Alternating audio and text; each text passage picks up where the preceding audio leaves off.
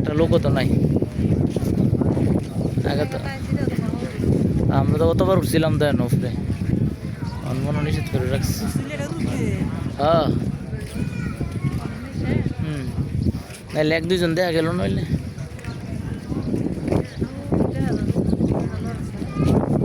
না লোক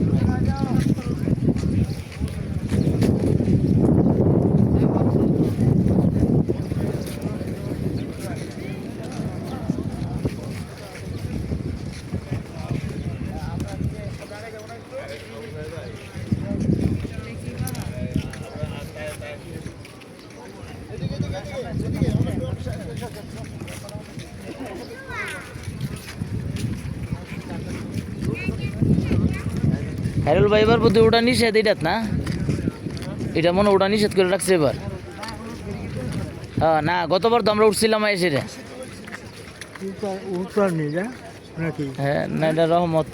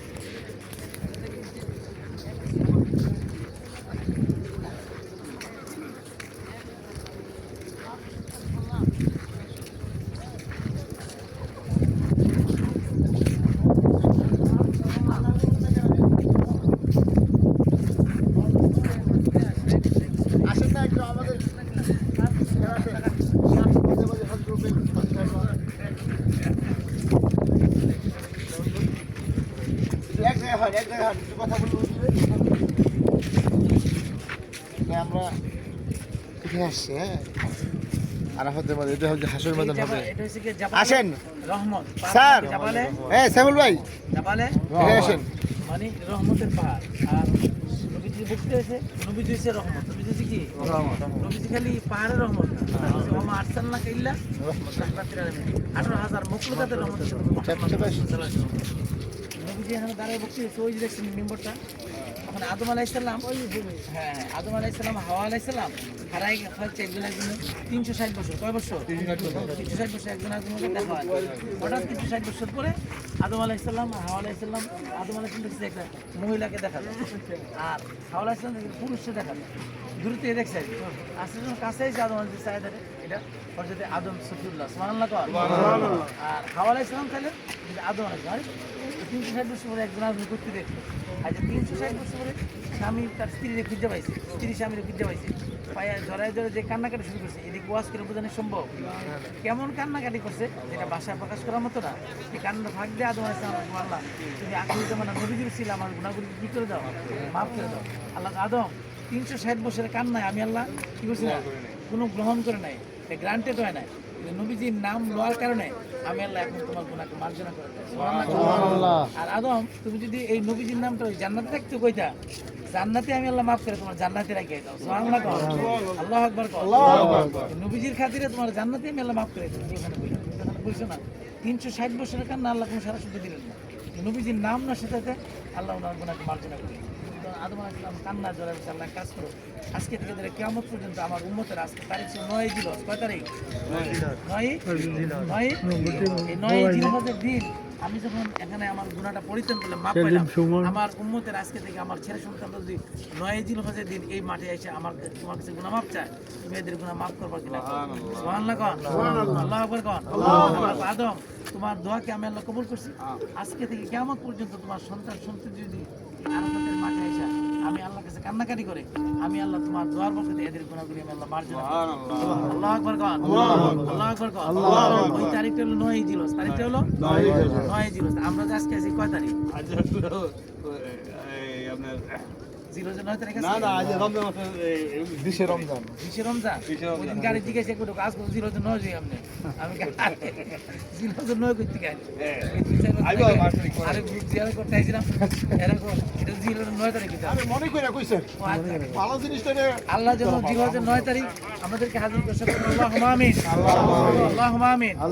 আচ্ছা আল্লাহ আমাদেরকে হজের মধ্যে 9 তারিখ এনে আনতে আল্লাহ কোনো সমস্যা আছে? না সমস্যা নাই, কিন্তু এর মধ্যে নিয়ত করতে হবে। তোমরা যদি নেক কাজে নিয়ত করলা তোমার আমলনামায় নেকির সাথে এতে লেখা হয়ে গেল, কিন্তু কোনো গুনার কাজে নিয়ত করলে আমলনামায় গুনাহ লেখা হয় না। আমরা কোন নেকির কাজে সকলে নিয়ত করি আল্লাহ আল্লাহ 9 জিলহজ, 9 জিলহজ 9 জিলহজ 9 জিলহজ আমাদেরকে বড় হজের হাজী বানায়া এই মাঠে হাজির করো। আল্লাহুম্মা আমিন, আল্লাহুম্মা আমিন, আল্লাহুম্মা আমিন। আল্লাহ এই দোয়াটা কবুল করুন। আল্লাহুম্মা আমিন। আচ্ছা, আল্লাহ টাকা পয়সা পাওয়া আছে। সূরা মুহাম্মদ নবীজির নামে এই সূরাটা। আল্লাহ কইছে আল্লাহু গনিয়্যু ওয়া আনতুমুল ফুকারা। আল্লাহ কইছে আমি ধনী আর আমি ছাড়া সব ফকির ফুকার। আল্লাহু আকবার। আমরা কি ফকির? আমরা কি আল্লাহর কোরআনের ভাষা আমরা কোরআনের ভাষা ওয়া আনতুমুল ফুকারা। আল্লাহ কইছে যা আছে সব হলো ফকির ফুকার। আল্লাহু আকবার। এক লোক 5 তলার মানে কি ওটা গায় আমরা সব ফকির। আমার যে ঢাকা দি 5 তলা বাড়ি আছে, আচ্ছা 5 তলা বাড়ি থাকি আল্লাহ কইছে তুমি ফকির। আল্লাহ কইছে কি এই জমিন কার? আল্লাহ। আমরা যে কবরের সময় মাটিটা মালিক কে? আল্লাহ কইছে যা কিছু সব কিছু আকাশ আমি আল্লাহ, জমিন আমার আল্লাহ, হায়াত দিছি আমি, মৃত্যু দিব আমি। তুমি হইলা ফকির, আমি হইলা আল্লাহ। আল্লাহ কি? আল্লাহু গনিয়্যু, আমি আল্লাহ ধনী। আর আল্লাহ ছাড়া সব কি ফকির। আমরা কি বলেন তো? আমরা কি আমরা লজ্জা হইতেছে ফকির কইতে? না কোরআন শরীফের সূরা মুহাম্মদ আল্লাহ কোরআন শরীফে তোমরা হইলা ফকির। সুবহানাল্লাহ কোন, আল্লাহু আকবার কোন। এই ফকির বান্দাদেরকে যদি আল্লাহ এখানে আনে, হ্যাঁ, তাহলে তো আল্লাহর তো কোনো ইয়া নাই। এই পাহাড়টির নাম জাবাল রহমত। আল্লাহ যেন সমস্ত ফকিরদেরকে এখানে হাজির করে। সকল আল্লাহুম্মা আমিন, আল্লাহুম্মা আমিন কোন। সম্মানিত উপস্থিতি, এই পাহাড়ের সামনে যখন নবীজি বক্তৃতা দিয়েছিল, নবীজির সামনে ছিল 1,25,000 সাহাবী। কয়জন সাহাবী? আচ্ছা 1,25,000 সাহাবী। খালি এই জায়গাটা আমি জায়গা হয়েছে না, আরো আধা মাইল, 1 মাইল, 1.5 মাইল, 2 মাইল দূরে ছিল না। নবীজি এখান থেকে বক্তৃতা দিয়েছে। এইখানে যে লোকটা দাঁড়া হয়েছে উনি শুনছে, ওখানে যে দাঁড়া হয়েছে শুনছে, ওই যে আমরা বাদ যেখানে ওখানে শুনছে। 2 মাইল দূরে দাঁড়া হয়েছে যে লোক, এই লোক নবীজির ওয়াজ শুনতে পারছে। সুবহানাল্লাহ কোন, আল্লাহু আকবার কোন। নবীজির হাতে মাইক ছিল না? মাইক ছিল? স্পিকার ছিল? কিচ্ছু আসলো না, কিন্তু আওয়াজ কেমন শুনছে? বাল্লিগু নানি। এই ফেরেশতারা নবীজির কথাগুলি সবার কানে পৌঁছাইছে। আল্লাহু আকবার কোন। এই জাবালে রহমতের সবচেয়ে বড় মুজিজা নবীজি যে কথাগুলি সবগুলি পৌঁছাই দিয়ে। সুবহানাল্লাহ কোন। আর এখানে নবীজি 19টা পয়েন্টের উপর কথা বলছে। নবীজি বলেছে আজকে থেকে অস্থির এবং বর্বরতার যুগের অবসান ঘটলো। পিতার অপরাধে পুত্রকে শাস্তি দেওয়া যাবে না, পুত্রের অপরাধে পিতাকে শাস্তি দেওয়া যাবে না। সুবহানাল্লাহ কোন। আগে এরকম করতো না যে পিতা অপরাধ করছে ফুলারে ভাই দেখেন তারা মুরাই দিছে, এরকম আছে না? আর বাপে অপরাধ করছে হ্যাঁ পুত্রে পাইছে, বাপে পুত্রে পাইছে। আমরা এলাকার এক লোকের পাই এক মাইরা তার একেবারে ফ্ল্যাট করে নিয়েছে। নাউজুবিল্লাহ কোন। এই নবীজি কইছে এই কাজ চলতো না। ছেলে অপরাধ করছে পিতাকে শাস্তি দেওয়া যাবে না, পিতা অপরাধ করছে পুত্রকে শাস্তি দেওয়া। সুবহানাল্লাহ কোন। এই বিদায় হচ্ছে 19টা পয়েন্ট। নবীজি কইছে আজকে থেকে অস্থির বর্বরতার যুগের অবসান ঘটলো। নবীজি কইছে আমি কি ইসলাম তোমাদের ঘরে ঘরে পৌঁছাতে পারছি? 1,25,000 সাহাবীর হাত তুলে সাক্ষ্য দিয়েছে, ইয়া রাসূলুল্লাহ আপনি ইসলামকে আমাদের ঘরে ঘরে, আমাদের দ্বারে দ্বারে, আমাদের কর্ণ ঘরে পৌঁছাই দিয়ে। সকল আল্লাহু আকবার, আল্লাহু আকবার। নবীজিকে তোমরা সাক্ষ্য দাও। সাহাবীরাও হাত উপরে তুলছে। সুবহানাল্লাহ কোন। সাহাবীরা হাত উপরে তুলে কি কইছে? সাক্ষ্য দিয়েছে আল্লাহ নবীজি ইসলামকে আমাদের ঘরে ঘরে পৌঁছাইছে। সুবহানাল্লাহ কোন। নবীজিকে তোমরা সাক্ষ্য দিয়ে দিলা, তোমরা সাক্ষ্যদাতা, সবচেয়ে বড় সাক্ষ্যদাতা হলো আল্লাহ। আল্লাহু আকবার কোন। আল্লাহ কথাটা সাক্ষী রাখলো। সুবহানাল্লাহ কোন। ইসলামকে নবীজি কইছে আমার কথাগুলি তাদেরকে পৌঁছায় দাও যারা অজানা, যারা জানে না এদেরকে অজানাদেরকে বাল্লিগ পৌঁছে দাও আমার জানা কথাগুলি, আমাদের আজকের কথাগুলি পৌঁছে দাও। সুবহানাল্লাহ কোন।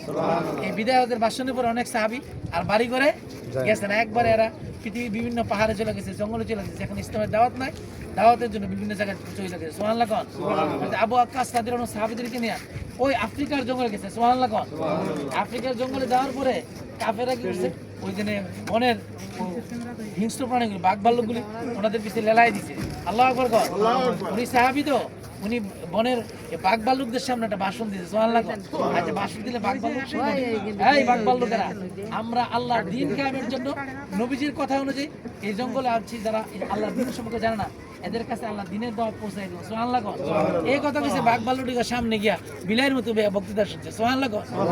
ওই যারা হিংস্র লোকগুলো আসলো এরা কারে কি থাকে, আমরা বাঘ ভাল্লুকদের মেরে কামড়ানি লেগিয়া এটি দিয়ে সামনে পেয়ে বক্তৃতা শুনে সুবহানাল্লাহ কর, আল্লাহু আকবার কর, আল্লাহু আকবার কর। ওই পাহাড় জঙ্গলের লোকগুলি পরে মুসলমান হয়ে গেল সুবহানাল্লাহ কর। বিদায়তের ভাষণের পরে অনেক সাহাবী বাড়িতে গেছেন, একবার পৃথিবীর বিভিন্ন এলাকা থেকে ইসলামের দাওয়াত দিছে। আল্লাহু আকবার কর। সকলে সূরা ফাতিহা।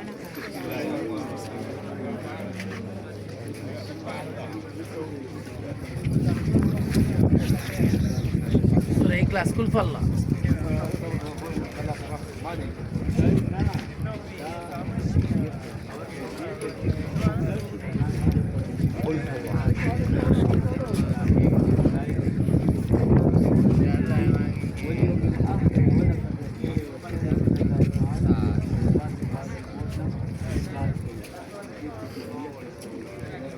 ফালাক শুনেন, কুলফাল্লা, কোলাজেন ফালাক, কোলাজেন নাস, এই তিনটা দোয়া করে করতে পারবেন। মনে থাকবো তো? নবীজি কিছু একজনের হেফাজতের জন্য তিনটা সূরা দোয়া দিয়েছেন। কয়টা সূরা? কয়টা সূরা? একটা হলো কুলফাল্লা, আর হলো কোলাজেন ফালাক, আর কোলাজেন নাস, এই তিনটা সূরা করে করতে পারবেন। আয়াতুল কুরসি করে পারবেন। আমরা সমস্ত বিপদ থেকে হেফাজত করবো কে? নবীজি কিছু এই তিনটা সূরা করে করতে পারো। এই তিনটা কোলাজেন নাস, মালিকিন নাস, ইলাহিন নাস, মিন শাররিল ওয়াসওয়াসিল খান্নাস, সেখানে আল্লাহর কাছে আশ্রয় চায়। এই নবীজি তিনটা সূরা করে কি বাইরেও, তাহলে এই তিনটা সূরার বিনিময়ে আল্লাহ আপনাকে বিপদ থেকে হেফাজত করে সুবহানাল্লাহ। আল্লাহু আকবার কর। আমরা ঘর থেকে বাইরে দিয়ে আমলটা করবো তো ইনশাআল্লাহ। কয়টা সূরা পড়বো? আর আয়াতুল কুরসি মনে থাকবো তো? আচ্ছা যদি পারেন 4 কুল পড়বেন। 4 কুল মানে কুলিয়া থেকে ওদের সব করে নেবেন সুবহানাল্লাহ। আর আয়াতুল কুরসি পড়বেন। তাহলে এই সূরার বিনিময়ে আল্লাহ আপনি কি করবে? হেফাজত করবে। ফালাক পড়বে।